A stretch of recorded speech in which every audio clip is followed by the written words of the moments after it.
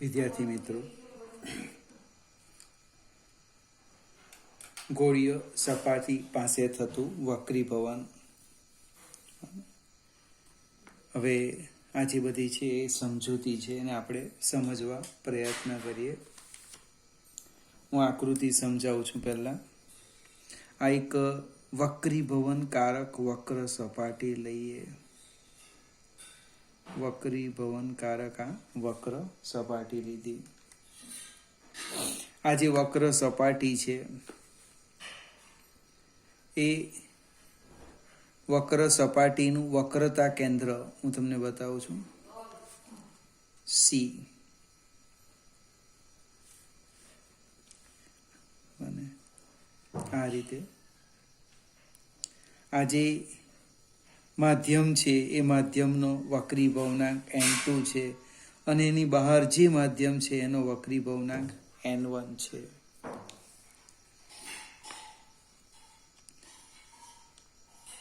આકૃતિનું વર્ણન સમજાવું ફરીથી એકવાર. સી વક્રતા વક્રતા કેન્દ્ર અને આર વક્રતા ત્રિજ્યા ધરાવતી વક્ર સપાટીની આ મુખ્ય અક્ષ છે. મુખ્ય અક્ષ પર એક બિંદુવત વસ્તુ બને n1 વક્રીભવનાંક વાળા માધ્યમમાં O બિંદુ પાસે મૂકી છે. ફરીથી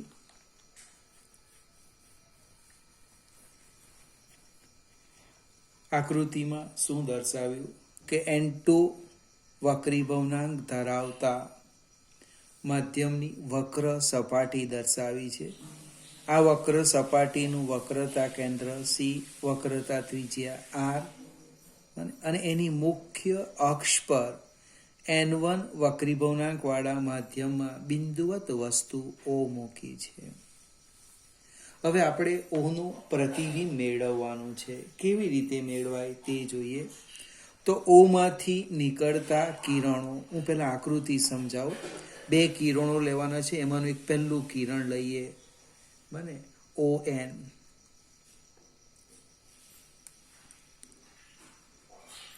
ON કિરણ લઈએ અને આપણે n નામ આપીએ.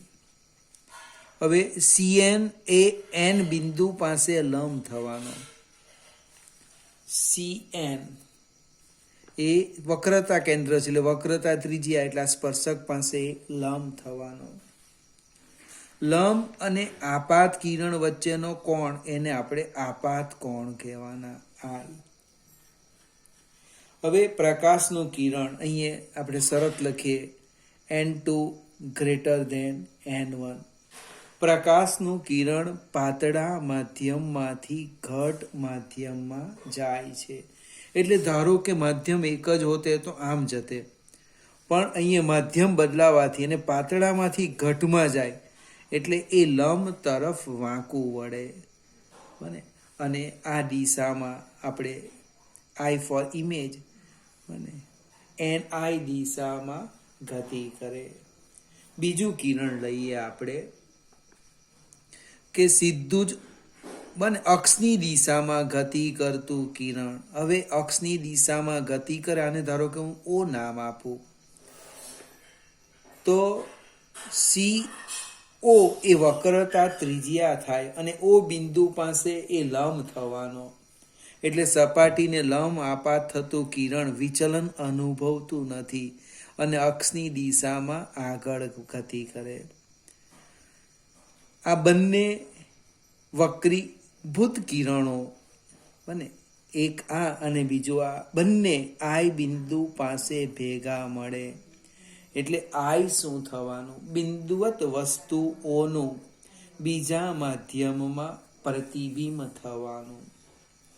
હવે CN એ n પાસે લંબ છે, આ આપાત કોણ છે તો આ થવાનો વક્રીભૂત કોણ. હવે થિયરી સમજવા માટે આપણે બીજા 3 કોણ લઈ લઈએ.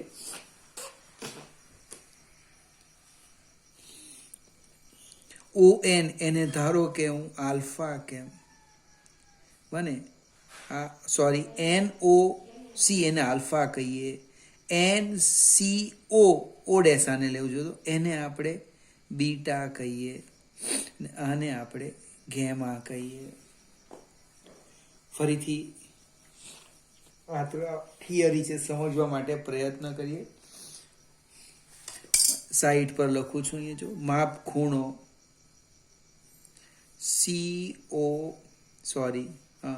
CON એને આપણે આલ્ફા કીધું. માપ ખૂણો NCO એને આપણે બીટા કહીએ, અને માપ ખૂણો NIC એને આપણે ગેમા કહીએ. આ આપણે ધારતા છે, બરાબર. ન ધારવું હોય તો ચોપડીમાં નામ સાથે જ સમજાયું છે, એ પણ ચાલશે. હવે આ N માંથી હું અક્ષ પર લંબ દોરું આમ. હા, N, એને નામ આપી દઈએ M. નાના દર્પણ મુખવાળો અરીસો છે, એટલે ઓડેશ અને M લગભગ સરખા જ થશે. ફરીથી એકદમ ધીમેથી આકૃતિ બી હજુ એકવાર સમજાવું. બિંદુવત વસ્તુ ઓમાંથી અક્ષ સાથે આલ્ફા કોણે નીકળતું કિરણ વક્રીભવનકારક વક્ર સપાટી પર N પાસે આપાત થાય છે. કિરણ પાતળા માધ્યમમાંથી ઘટ માધ્યમમાં પ્રવેશે છે અથવા દાખલ થાય છે, માટે એ લંબ તરફ વળે છે અને N2 વક્રીભવનાંકવાળા માધ્યમમાં આગળ વધે છે. C વક્રતા કેન્દ્ર છે, માટે CN એ N બિંદુ પાસે લંબ થવાનો, એટલે આપાત કોણ I લખ્યો અને આ વક્રીભૂત કોણ R થવાનો.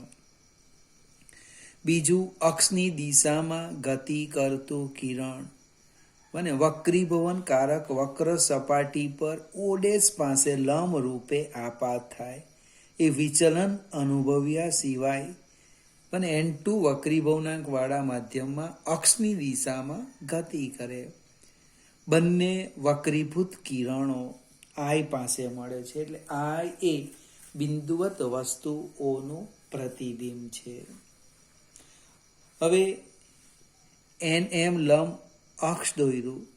નાના દર્પણમુખ વાળો અરીસો છે ને પેરેક્સિયલ રેઝ લેવાના અક્ષની નજીકના, એટલે આ બંને બિંદુ લગભગ એક સરખા થવાના. હવે વર્ણનમાં મેં આલ્ફા ખૂણો કહી દીધો છે, જો ન કીધો હોય તો અહીંયા લખી દેવાનું. હું આકૃતિ પરથી લખું છું. જો આકૃતિ પરથી ખૂણા નાના છે એટલે ડાયરેક્ટ ખૂણો જ લખું, અથવા તો આકૃતિ પરથી લખું છું. જો I કેટલા લખાય? I બરાબર બીટા પ્લસ આલ્ફા બને. આ જે આપાત કોણ છે, અથવા તો આનો ONC નો બહિષ્કોણ, તો કે I બરાબર આ બેનો સરવાળો. સેમ બીજું સ્ટેપ લખો. જો બીટા કેવી રીતે લખાય? તો કે બીટા બરાબર R પ્લસ ગેમા. હવે આપણે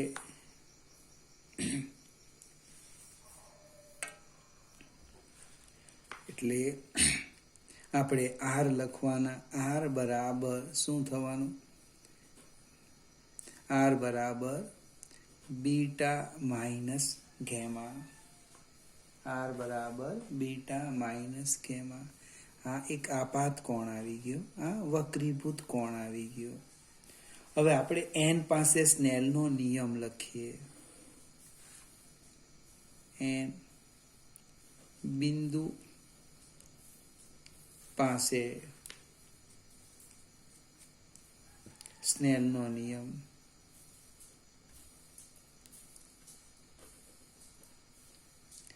N1 sin I બરાબર N2 sin R. પણ ખૂણા ખૂબ નાના હોવાથી બને. ખૂણો પેરેક્સિયલ આપણે રેઝ છે, એટલે I અને R કેવા છે? નાના. નાનાનો અર્થ ડાયરેક્ટ હું લખું sine I equal to I અને sine R equal to R, એટલે સ્નેલનો નિયમ થવાનો n1i બરાબર n2r, સમીકરણ 3. હવે આપણે જે આ આઈ અને આરની કિંમત મેળવી છે એ આમાં મૂકવાની છે. આઈ અને આરની કિંમત એટલે n1 શું થવાનું, n1 આઈની કિંમત છે આલ્ફા પ્લસ બીટા બરાબર n2 આરની કિંમત છે બીટા માઇનસ ગેમા. હવે આપણે આ જે ખૂણો છે એ ખૂણાની વ્યાખ્યાનો ઉપયોગ કરીએ. ખૂણો બરાબર ચાપ ભાગ્યા ત્રિજ્યા.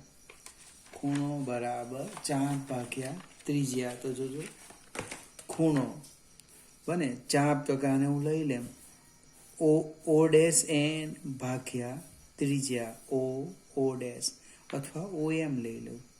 ખૂણો બરાબર NM બાય OM. આપણે આ રીતે લખીએ.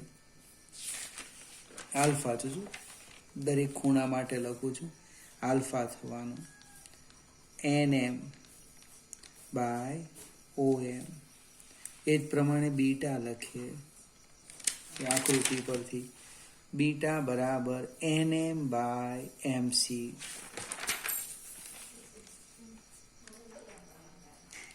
NM by MC.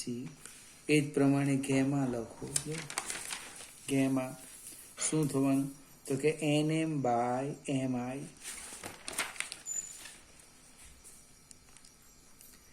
NM by MI. આ કિંમત આપણે આની અંદર મૂકી દઈએ. n1 અથવા હજુ પણ સાદું રૂપ આપવું હોય તો અપાય કે OM શું છે, તો કે OM બરાબર OO ડેશ બરાબર માઇનસ U, વસ્તુ અંતર. ફરીથી સંજ્ઞા પદ્ધતિ આપણી જે છે અરીસા માટેની એ જ વાપરવાના. એટલે પ્રકાશનું કિરણ આમ જાય અને તમે આમ માપવાના. એટલે આ જે થવાનું એ વસ્તુ અંતર U થવાનું. ત્યાર પછી MC બરાબર O ડેશ C બરાબર વક્રતા ત્રિજ્યા R. એ જ પ્રમાણે MI બરાબર O ડેશ I બરાબર પ્રતિબિંબ અંતર V. પ્રતિબિંબ અંતર આ છે વક્રતા ત્રિજ્યા. આપણે આ કિંમત આની અંદર મૂકી દઈએ. જો આલ્ફા બરાબર NM છેદમાં OM એટલે કે minus U. Beta NM by R અને ગેમા NM બાય V. આ ત્રણે ત્રણ કિંમત આમાં મૂકી દઈએ. તો n1 NM minus U plus beta NM by R બરાબર n2. અને આપણે beta NM by R minus NM by V. હવે દરેક બુકની અંદર અલગ અલગ હશે, શીખવાનો એટલે રસ્તો અલગ અલગ હશે, પણ સૂત્ર સરખું જ આવવાનું છે.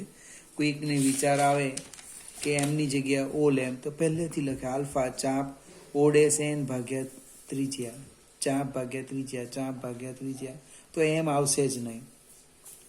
અથવા કોઈ O ડેશ નહીં લખે બને, OM બરાબર U લખે, CM બરાબર R લખે અને IM બરાબર V લખે, એ પણ ચાલશે.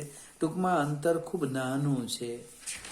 હવે અંશમાંથી NM નીકળી જાય છે. જો બંને બાજુથી તમે ચેક કરો, NM બંને બાજુથી નીકળી જવાનું. તો શું થવાનું, minus N1 by U plus N1 by R બરાબર n2 by R minus n2 by V. આ પદને હું આ બાજુ લાવું અને આરને સામે લઈ જાઉં. n1 by U plus n2 by V બરાબર n2 by R minus n1 by R. સમછેદી છે એટલે આમ લખી દઈએ બરાબર n2 minus n1 by R. ફરીથી વિદ્યાર્થી મિત્રો, આપણો બસ આટલો જ ઇન્ટરેસ્ટ હતો. ખ્યાલ આવી ગયો પછી આની કોઈ જરૂરિયાત નથી. સૂત્ર યાદ રાખીશું. ગોળીય સપાટી પાસે થતા વક્રીભવન માટે વસ્તુ અંતર, પ્રતિબિંબ અંતર અને વક્રતા ત્રિજ્યા વચ્ચેનો સંબંધ યાદ કેવી રીતે રાખવાના? તો હું છેદ સમજાવું. યુ વસ્તુ અંતર, વી પ્રતિબિંબ અંતર. વસ્તુ અંતર જ્યાં લખ્યું છે એનો અંશ શું છે? જે માધ્યમમાં વસ્તુ છે તેનો વક્રીભવનાંક. પ્રતિબિંબ અંતર લખ્યું છે એ વી શું છે? તો કે વીનો અંશ શું છે? તો કે જે માધ્યમમાં પ્રતિબિંબ મળે એનો વક્રીભવનાંક. અને બીજું યાદ રાખવાનું હવે n2 માઇનસ n1 અને છેદ સરખો કરી દીધો. વિચારો n2 માઇનસ n1. ફરીથી યાદ રાખવું ફરજિયાત છે. Minus n1 by U plus n2 by V બરાબર n2 minus n1 by R. આ આપણું વક્રીભવન કારક એક વક્ર સપાટી વડે રચાતા પ્રતિબિંબ માટે વસ્તુ અંતર, પ્રતિબિંબ અંતર અને વક્રતા ત્રિજ્યા વચ્ચેનો સંબંધનું સૂત્ર આવી ગયું. હવે પછી જ્યારે પણ ચર્ચા કરવાના તો શરૂઆત આપણે અહીંથી જ કરવાના. આગળ જઈએ.